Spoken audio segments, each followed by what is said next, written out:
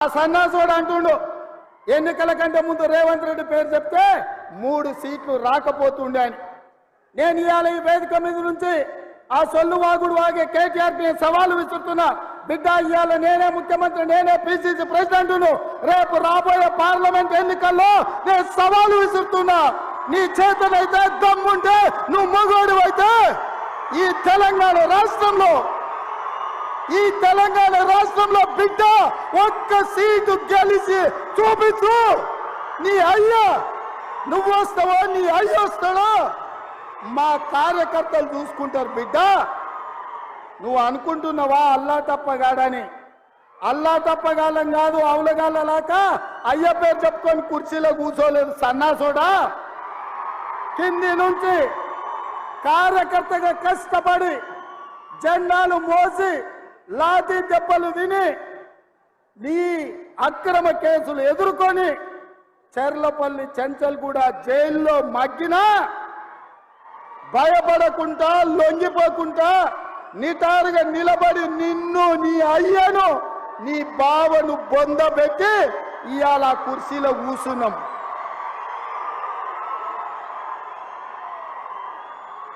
ఈ కుర్చీ ఇనాం కింద వచ్చింది కాదు, ఈ కుర్చీ అయ్య పేరు చెప్తే వచ్చింది కాదు బిడ్డ.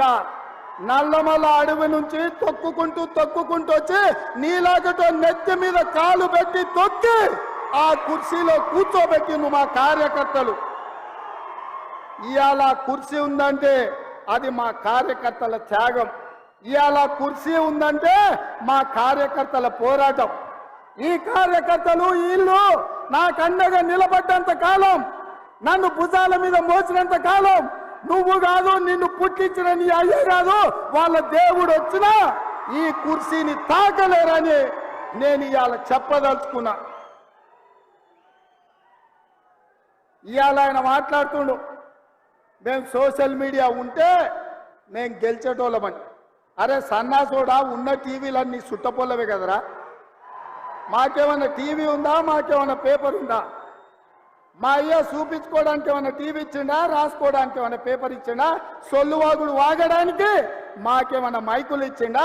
సాయంత్రం పూట సేద రీయడానికి జూబ్లీహిల్స్లో సినిమా వాళ్ళ గెస్ట్ హౌస్లు ఏమన్నా మాకు ఇచ్చిండా? ఏమిచ్చిండా? మా కార్యకర్తలు కష్టపడితే, మా కార్యకర్తలు నిలబడి కొట్లాడితే మాకు ఇవాళ ఈ అధికారం వచ్చింది. ఇవాళ నువ్వు చేసే తప్పుడు పనులు మా కార్యకర్తలు సోషల్ మీడియాలో పెట్టారు. మాకు ఆ ట్యూబ్ అక్కర్లేదు, ఈ ట్యూబ్ అక్కర్లేదు, ఏ ట్యూబ్ అక్కర్లేదు.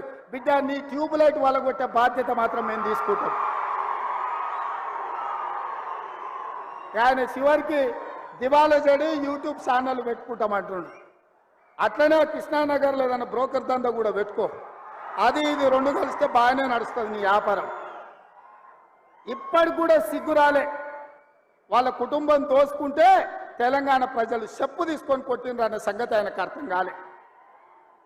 10 ఏళ్ళు అడవి పందుల్లాక చెరుకు తోట మీద పడి అడవి పందులు తిన్నట్టు మా వికారాబాద్ పరిధి తాండూరు ప్రాంతంలో పల్లి చేను వేసుకుంటే అడవి పందులు రాత్రిపూట చేను మీద పడితే ఆ పంట కాపాడుకోనికి మా రైతులు కరెంటు తీగలు పెట్టి కాపాడుకుంటారు.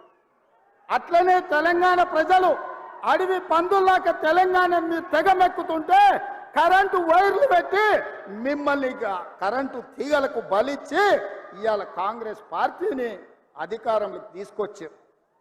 అందుకే మిత్రులారా, ఇవాళ నేను ఒక్క మాట చెప్పదలుచుకున్నా. సోనియమ్మ మాట ఇచ్చిందంటే అది శిలాశాసనం. సోనియమ్మ గారు ఏదైతే మాట ఇస్తే అది శిలాశాసనం. ఆ శిలాశాసనాన్ని అమలు చేయడానికి మా ఊపిరి పోయినా, మా రక్తం దారబోసైనా అమలు చేసే బాధ్యత నా మంత్రివర్గం, నా మిత్రులందరూ కలిసి తీసుకుంటాం. ఇవాళ ఇచ్చిన మాట నిలబెట్టుకోవడానికి కాంగ్రెస్ పార్టీ సిద్ధంగా ఉంది.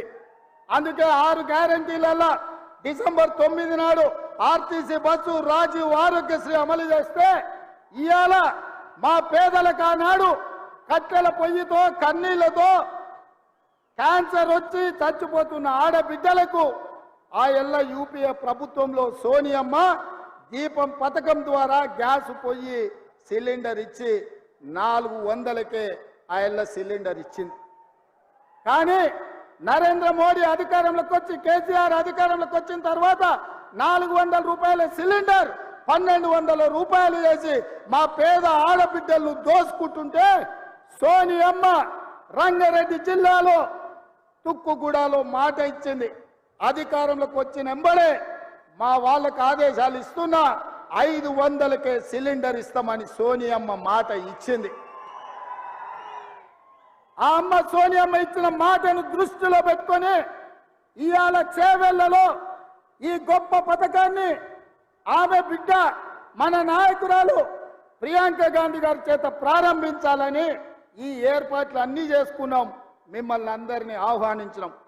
కానీ మహబూబ్ నగర్ జిల్లాలో శాసన మండలి ఎన్నికలుండి ఎన్నికల కోడ్ వచ్చి ఆ కార్యక్రమాన్ని చేవెళ్ళ ఈ వేదిక మీద చేసుకోలేక సచివాలయంలోనే ఈ రోజు 500 రూపాయలకు సిలిండర్ ఇచ్చే కార్యక్రమాన్ని ప్రారంభించి అదే విధంగా ప్రతి పేదవాడి ఇంట్లో వెలుగులు ఉండాలి, ఫ్యాన్ ఉండాలి, ఫ్రిడ్జ్ ఉండాలి, టీవీ ఉండాలి. ఆ టీవీలకు ఉచితంగా కరెంటు రావాలి అని ప్రతి పేదవాడికి 200 యూనిట్లు తెలంగాణ రాష్ట్రంలో ఉన్న ప్రతి కుటుంబానికి ఉచిత కరెంటు ఇవ్వాలి అని ఇయాలనే ప్రారంభించినాం. ఇవాళ మిత్రులారా వివిధ నియోజకవర్గాల నుంచి మా ఆడబిడ్డలు వచ్చిండ్రు. ఇక్కడ ప్రభుత్వం ఏం చెప్పుద్దో మా అన్న రేవంత్ అన్న ఏం చెప్పదలుచుకున్నాడో ఇని గ్రామాలకు వెళ్ళి ఇంటింటికి పోయి ప్రతి ఆడబిడ్డకు చెప్పాలని వివిధ ప్రాంతాల నుంచి మా ఆడబిడ్డలు మా చెల్లెళ్ళు మా అక్కలు వచ్చారు. అక్క మీరు ఒక్కటే మాట చెప్పండి, మీ సోదరుడిగా మీ కష్టాలు తీర్చే బాధ్యత నాది. మా లక్ష్మి గ్రూపులను బలోపేతం చేసి మీరు లక్షాధికారులు కాదు మిమ్మల్ని కోటీశ్వరులను చేసే బాధ్యత ఇందిరమ్మ రాజ్యం తీసుకుంటుంది. కాంగ్రెస్ పార్టీ ఆ బాధ్యతను తీసుకుంటుందని నేను తెలియజేస్తున్నా. అందుకే ఇవాళ ప్రతి పేద కుటుంబానికి 500 రూపాయలకే సిలిండర్ ఇచ్చే గొప్ప కార్యక్రమాన్ని తీసుకున్నాం. ప్రతి ఆడబిడ్డకు కట్టెల పొయ్యి నుంచి విముక్తి కలిగిస్తాం. ఏ ఆడబిడ్డ కంట్లో కన్నీళ్లు రావద్దు. ఆ కుటుంబం సంతోషంతో పండుగ చేసుకోవాలి అంటే 500 రూపాయలకే సిలిండర్ ఇవ్వాలి అని మన ప్రభుత్వం ఇవాళ నుంచే ప్రారంభించింది. ఇవాళ 40 లక్షల మంది అర్హులైనరు. ఇంకా ఎవరికైనా రాకపోతే ఎంఆర్ఓ దగ్గరకో ఎంపీడీఓ దగ్గరకో వెళ్ళి మీ గ్యాస్ కనెక్షన్, మీ రేషన్ కార్డు లేకపోతే మీ ఆధార్ కార్డు చూపించండి. మీకు అందరికి ఇచ్చే బాధ్యత ఈ ప్రభుత్వానిది, ఇందిరమ్మ ప్రభుత్వాన్ని నేను తెలియజేస్తున్నా. ఎవరైనా మీకు రాలేదంటే ఆందోళన చెందకండి. అక్కడనే కూర్చొని అధికారులను అడగండి, మాకెందుకు రాలేదు, మా రేషన్ కార్డు, మా గ్యాస్ కనెక్షన్, మా ఆధార్ కార్డు ఇది మా రేవంత్ అన్న చేవెళ్లలో చెప్పాడు, మాకు వస్తుంది ఇవ్వండి అని మీరు అడగండి. మీకు ఇప్పించే బాధ్యత పెద్దలు ఉత్తమ్ కుమార్ రెడ్డి గారు తీసుకుంటారు. ఆ నగదు బదిలీ చేసే బాధ్యత పెద్దలు బట్టి విక్రమార్క గారు తీసుకుంటారు. బట్టి విక్రమార్క గారు రోజు పొద్దున సాయంత్రం కూడుతూ ఉన్నాడు, కూడికలు కూడుతూ ఉండు, ఏమన్నా తక్కువవుతుందా ఎక్కువవుతుందా అని. నేను అన్న ఇది పేదోళ్ళది కదా, జర లెక్కలు తక్కువ చేయ, పైసలు వంచవే అని. అన్న కూడా అవును ఇది నిజమే, పేదోళ్ళకి ఇవ్వాల్సిందే, కొంచెం అక్కడిక్కడైతే ఏదన్నా చూద్దాం కానీ ముందైతే వీళ్ళకి ఇద్దామని ఇవాళ 200 యూనిట్లు ఉచిత విద్యుత్కు అదేవిధంగా 500 రూపాయలకు సిలిండర్కు సంతకం పెట్టిండు, నగదు ఇవ్వడానికి ఒప్పుకున్నాడు. మరి మీరందరూ మా బట్టన్నకు ఉత్తమన పెద్ద ఎత్తున సపోర్ట్ కొట్టురు. మా ప్రెస్ వాళ్ళు కొడతలేరు, ఏమైనా సిలిండర్ వద్దా మీకు, మీ ఇంట్లో కరెంటు తీసుకోరా? నాకు తెలిసి చాలామంది మా తెలంగాణ బిడ్డలు పేదోళ్ళే, తెల్ల రేషన్ కార్డు వాళ్ళే ఇక్కడ ఉన్న పాత్రికేయ మిత్రులు. మీకు కూడా ఇస్తామా, మీరు కూడా ఈ సంతోషంలో పాల్గొనండి. తెలంగాణ ఉద్యమంలో ఎట్లా పాల్గొన్నారో గిల్ల కూడా పాల్గొనండి. ఇది మంచి పని, ఇది రాజకీయం కాదు, ఇది పేదలకు సంక్షేమం. అందులో మీరు కూడా సహకరించాలి, మీరు కూడా అందులో భాగస్వాములే. కాబట్టి ప్రెస్ వాళ్ళ కోసం కూడా ఒకసారి చప్పట్లు కొట్టురాయాలి, కొడతలేరు. అదేవిధంగా మిత్రులారా, ఇక మీరు అనుకుంటుండొచ్చు మా కార్యకర్తలు గా పక్క నుండి గాడ కూడా వచ్చేటప్పుడు ఇద్దరు అడిగారు, సార్ మరి నువ్వు ముఖ్యమంత్రి అయితే మరి మా సంగతి ఏందని. నేను ఒక మాట చెప్పదలుచుకున్నా, మీ కష్టంతో మీ శ్రమతో మేము ఇక్కడికి వచ్చినాం. ఈ వేదిక మీద ఉన్న ఎవ్వరూ మేము సొంతంగా నాయకులం అయిన వాళ్ళు కాదు, మీరు కష్టం చేస్తేనే మేము అయిన వాళ్ళం. మరి మన కండ్ల ముందల ఇప్పుడే పార్లమెంట్ ఎలక్షన్ ఉంది. పార్లమెంట్ ఎన్నికల్లో మీరు కష్టపడితేనే ఢిల్లీకి 14 మందిని దోలుతాం మనం. ఇవాళ ఇప్పుడే పేడముతి బోడిలింగానికి సవాల్ ఇస్తుంది, ఒక్క సీట్ కూడా నీకు రాని అని. మరి ఇది నా ఒక్కంతోనే అవుతుందా? మీ అందరు సహకరిస్తేనే కదా, మీరందరు తోడుంటేనే కదా. మరి మీరందరు కష్టపడితే, మీరందరూ తోడుంటే, రేపటి ఎన్నికల్లో మీరు కట్టబట్టుకొని తిరిగితే 14 ఎంపీలను గెలిపించే బాధ్యత సోనియమ్మకు మేము మాటిస్తాం. మనమందరం కష్టపడదాం. కానీ అంతటితో మన బాధ్యత తీరలే. వాస్తవంగా నా బాధ్యత ఎంపీలను గెలిపించడంతో తీరలే, మా మంత్రుల బాధ్యత ఎంపీ ఎన్నికలతో తీరలే. అసలైన బాధ్యత క్రమశిక్షణ కలిగిన కార్యకర్తలను సర్పంచులుగా, ఎంపీటీసీలుగా, జడ్పీటీసీలుగా, జిల్లా పరిషత్ చైర్మన్లుగా, మండల పరిషత్ అధ్యక్షులుగా మిమ్మల్ని గెలిపించినప్పుడు వార్డు మెంబర్లుగా ప్రతి హోదాలో కార్యకర్తలను గెలిపించినప్పుడే నిజమైన కాంగ్రెస్ పార్టీ నాయకులం అనిపించుకుంటాం. రాబోయే ఎన్నికల్లో మీకోసం, మిమ్మల్ని గెలిపించడం కోసం ఈ ప్రభుత్వం, మా నాయకత్వం పనిచేస్తుందని చెప్పి నేను ప్రతి కార్యకర్తకు నేను మాట ఇయ్యదలుచుకున్నా. ఎవరైతే కష్టపడ్డారో, ఎవరైతే నష్టపోయినరో, ఎవరైతే పార్టీ జెండాను మోసిండ్రో ఆ కార్యకర్తల్ని వాళ్ళ అర్హతను, వాళ్ళ అవకాశాన్ని బట్టి వార్డు మెంబర్లుగా, సర్పంచులుగా, ఎంపీటీసీలుగా, ఎంపీపీలుగా, జిల్లా పరిషత్ చైర్మన్లుగా గెలిపించే బాధ్యత నాది, మా అందరిది అని చెప్పి నేను ఈ సందర్భంగా చెప్పదలుచుకున్న మిత్రులారా. అదేవిధంగా రామోహన్ అందిస్తున్నాడు పక్క నుంచి, అన్నా ఇప్పుడు పథకాలల్లో మనం గ్రామాలలో ఇందిరమ్మ కమిటీలు వేయాలి, ఎందుకంటే కష్టపడ్డోళ్ళ చేతులు ఉంటే ఊర్లో ఎవరికేమి ఇవ్వాలనో తెలుస్తుందని.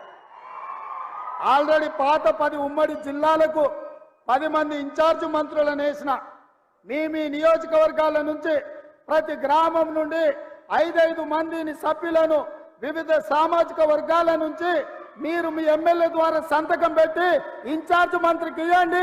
ఇందిరమ్మ కమిటీలను వేసి ఇండ్లైనా, పెన్షన్ అయినా, సిలిండర్ అయినా, ఏ పథకమైనా మీ ద్వారా పేదలకు చేర్పించే బాధ్యత మన ప్రభుత్వం తీసుకుంటుంది అని చెప్పి నేను ఈ సందర్భంగా తెలియజేస్తున్నా. మిత్రులారా, చాలా మంది అధికారం వచ్చిన తర్వాత కార్యకర్తల్ని మర్చిపోతారని ఉంది. కానీ నేను కార్యకర్తలకు నాయకుని, నేను మీలో ఒక్కడిని. మీ గురించి ఆలోచన చేస్తా. ఏ కార్యకర్తలైతే ఈ పార్టీని అధికారంలోకి తెచ్చిండ్రో ఆ కార్యకర్తలను గెలిపించే వరకు మీకు అండగా నిలబడతా, మీకు తోడుగా ఉంటా, మీకోసం పనిచేస్తా, మిమ్మల్ని కలుస్తా. మీరు చూసిన 75 రోజుల్లో ఏ ఒక్క రోజు, ఏ ఒక్క గంట సెలవు తీసుకోలే. రోజుకు 18 గంటలు పని చేస్తూనే ఉన్నాం. ఎవరు వచ్చినా కలుస్తూనే ఉన్నా. అట్లని అందరినీ కలిసినా నేను అనలేను. వేలాది మంది అభిమానంతో ఏం పని లేకపోయినా అన్నను ఒకసారి కలిసిపోదామని వస్తారు. కొన్నిసార్లు అధికారులు ఎట్లుంటారు, ప్రారంభోత్సవాలు నేను అడుగు సార్ అంటారు. కొన్నిసార్లు సచివాలయంలో తలుపులు పెట్టి సార్ లోపల సమీక్షలు ఉండి అంటారు. చిన్న చిన్న ఇబ్బందులు ఉంటాయి. ఏది ఉన్నా అంతిమంగా